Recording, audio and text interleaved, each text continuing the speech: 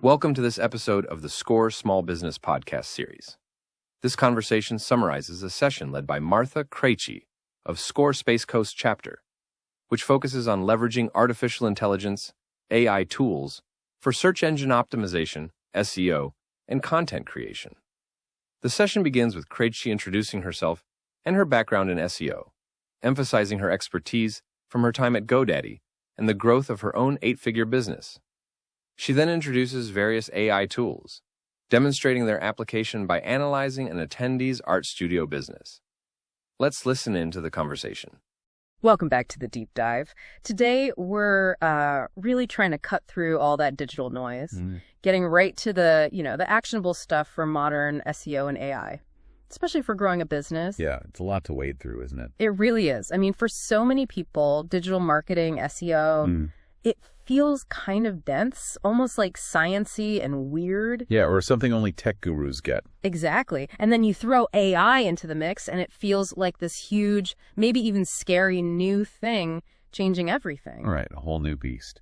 So our mission today in this deep dive is really just to cut through the hype, zero in on the practical, high-impact strategies you can actually use. And we're drawing these from a really great source. Yeah, tell us about that. It's a fantastic training session by an SEO expert named Martha Krejci. She did it for the SCORE Space Coast chapter. Okay. And she really focuses on helping businesses grow, like today, in this landscape. And what's cool is how she kind of reframes things, challenges common ideas about SEO, about AI. So probably some surprising facts in there. Definitely some surprising facts and really practical advice, stuff you can actually take away and think about. Okay, let's get into it then. First up, this idea of the true north of SEO. Because like we said, the old way was what?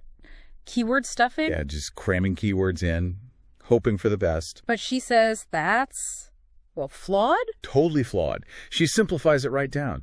She argues all it is creating content. Simple as that. That answers the question that somebody is asking in their minds. So less about the machine, more about the human asking the question. Exactly. It's a big shift. You're optimizing for genuine needs, not just trying to game Google, solving actual problems. That makes sense. It's about being helpful, fundamentally. She used an analogy, didn't she? Something about battleship. Yeah, the battleship analogy. Your content needs to be a direct hit for what someone is actually looking for. Not just a flashy title to get the click. Right. Clickbait doesn't cut it. You have to deliver the actual value, the answer they need. And then this is key, give them a clear next step, a call to action. That, she says, that is where you win the game, guiding them forward. Okay. And this connects to something else crucial. She talked about the buyer's journey. Apparently, most businesses get this wrong. Oh, completely. They focus almost entirely on the very end of the journey, the sense of urgency, the buy now stuff. Like sales pages, discount codes. Exactly. All that immediate pressure. Yeah. But the problem is, that only speaks to a tiny fraction of your potential audience. How tiny? She puts it at maybe 2-3% of the audience. Wow, just 2 or 3%. That seems incredibly low. It is. Think about it. You're potentially missing, 97% of people who might eventually buy from you? So what's the alternative? What are those earlier stages? Well, she breaks the journey into 5 awareness levels.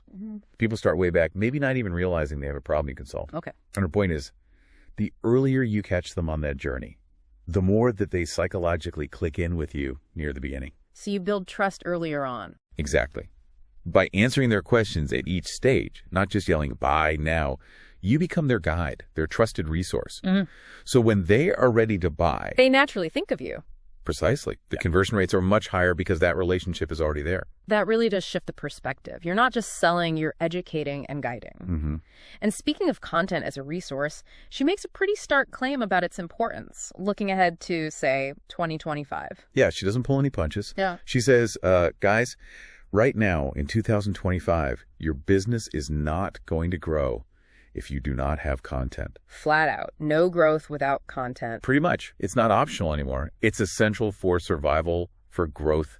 It's the lifeblood. And within that content world, she really emphasizes video, doesn't she? Especially on YouTube. Oh, absolutely. She calls video the long game.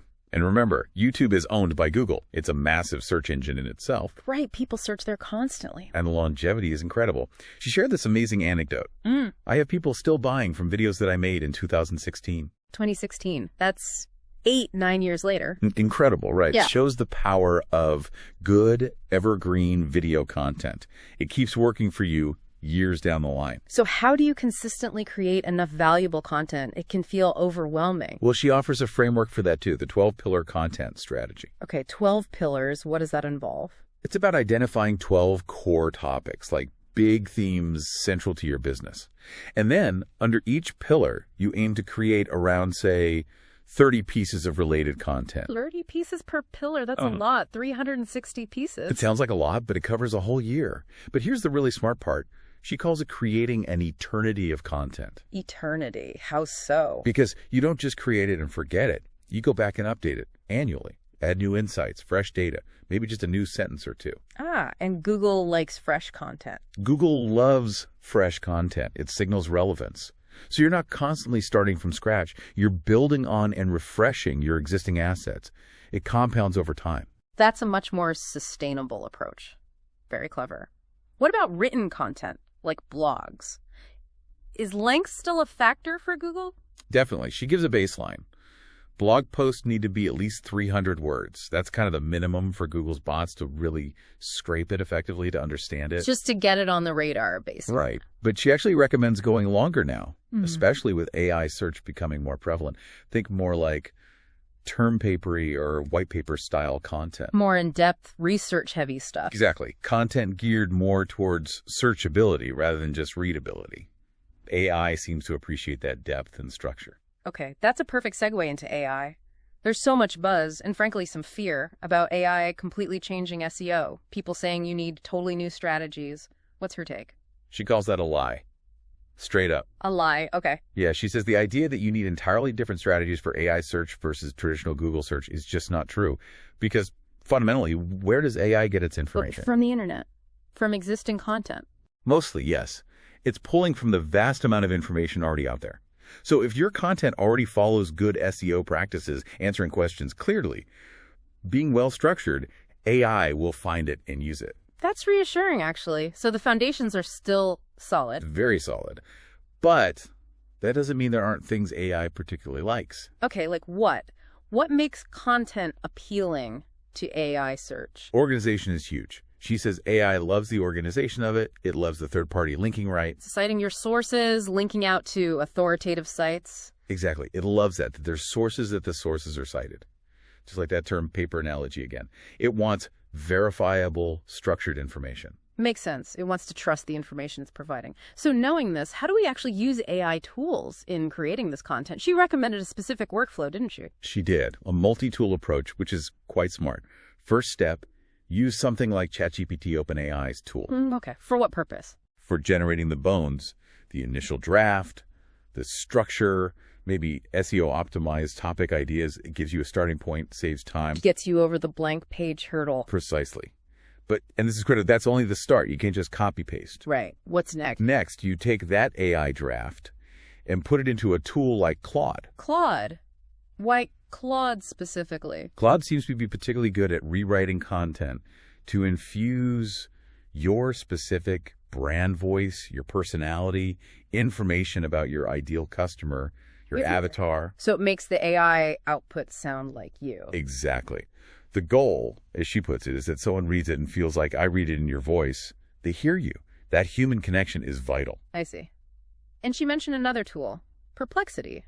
Yeah, Perplexity came up as a useful AI tool specifically for research because it often provides its source material. That helps with the verification step. Which brings us to the warnings.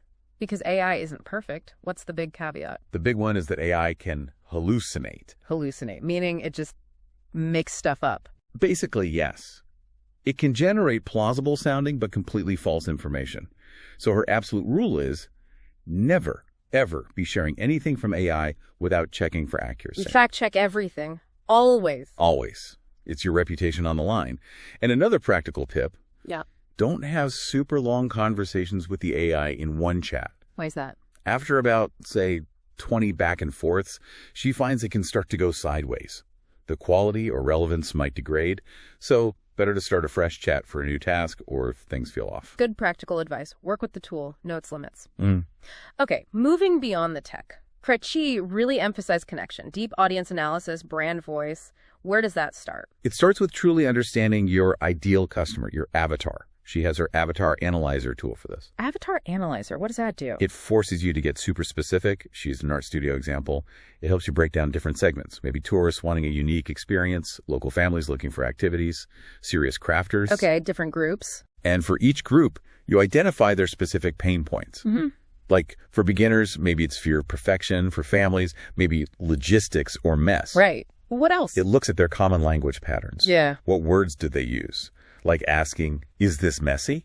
It digs into emotional triggers, novelty, self-expression, relaxation, and finally, purchase motivators. Are they seeking a memory, a skill, a finished product? Wow, that's incredibly detailed. It goes way beyond basic demographics. Absolutely. It's about getting inside their heads. And that leads to another key principle she mentioned. Which is? The confused mind says no. The confused mind says no. Meaning, if your marketing message tries to speak to everyone at once, it becomes muddled, confusing, and people just tune out or click away. So you need clarity. Crystal clarity. Even if your business serves, say, retirees and young professionals, a specific ad or piece of content should target just one of them at a time. Tailor the message. Yes. Maybe you have different free guides, different workshops, different lead magnets designed for each segment, even if they ultimately lead to the same core service or product. Speak directly to that one person. That makes perfect sense. And how does brand voice fit into creating that direct connection? A distinct voice is huge. It helps customers connect psychologically with your business, even if it's not, a personal brand run by one individual. Can you give an example? She used Wendy's, the fast food chain. Their social media voice is, unique. Oh, yeah, they're known for being sassy, right? Exactly.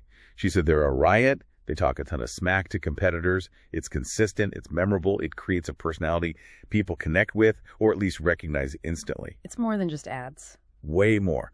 Without that distinct voice, she says, a brand can feel disconnected, just like it's spitting information or ads at you. No personality, no real connection. Makes a brand feel human, relatable.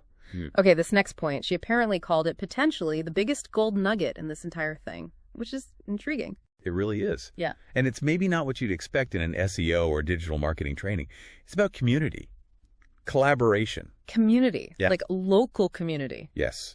Moving beyond just focusing on your business in isolation, thinking about the ecosystem around you, yes. Collaborating with other local businesses. Okay. Like joint ventures, JVs. Exactly. She gave examples like, say, the art studio again, partnering with a local restaurant for a date night alternative package. Oh, interesting. Dinner and painting. Right. Or partnering with an ice cream shop for a family outing combo. You're creating a richer experience together, solving a big customer need like, what should we do this weekend? That broadens the appeal significantly. And then there was this idea of the running for mayor mentality. What's that about? Yeah, it's a great phrase. It means being more than just a business owner. It means being gracious, being a connector in your community. It's like actively helping other businesses, making introductions, being involved. Yes. Businesses that do this, that become known as helpful hubs in the community, they build incredible goodwill. People want to support them. It's like building social capital. Exactly. Yeah. She feels that deep down, that's what people are searching for. Right. That's what they really, really want. They want to feel that sense of connection, of belonging, of supporting something good in their town. So it's almost algorithm proofing your business by embedding it deeply in the human network of your community. Trust and loyalty that AI can't just replicate. You got it. It builds a foundation that's incredibly resilient. It goes back to that genuine human connection being the ultimate advantage. Fantastic stuff. Okay, let's quickly recap the core takeaways from this deep dive. First, SEO. It's fundamentally about answering user questions, providing value. Right. Forget the old tricks. Focus on the user's mind. Second, content is absolutely essential for growth, especially video for the long haul. And that 12-pillar strategy helps create an eternity of content. Keep it fresh. Keep it valuable. Third, AI is a powerful assistant, a co-pilot. Use tools like ChatGPT for structure, Claude for voice, but always fact-check and maintain your unique human touch. Don't let the tool replace you and beware of hallucinations. Fourth, really know your audience. Use something like the Avatar Analyzer. Speak clearly to one segment at a time and develop a distinct, authentic brand voice. Connect psychologically. Avoid confusion. And finally, perhaps the biggest insight, build community. Collaborate. Adopt that running for mayor mentality. Yeah, that connection, that sense of belonging, that might just be the most powerful, enduring strategy of all, especially now. It's about being more than just a transaction. So the final thought for you, our listener. In this world increasingly shaped by algorithms and AI, maybe the most potent path to sustainable growth lies in doubling down on genuine human connection, both with your direct audience and with your wider community. So what unexpected collaborations could you explore this week? How could you deepen those roots in your own local ecosystem? Something to think about. Until our next deep dive. We hope you enjoyed the SCORE podcast and learned something valuable from it. For more information about SCORE or to request the help of a mentor, visit www.score.org. Have a great day, and we wish you much success.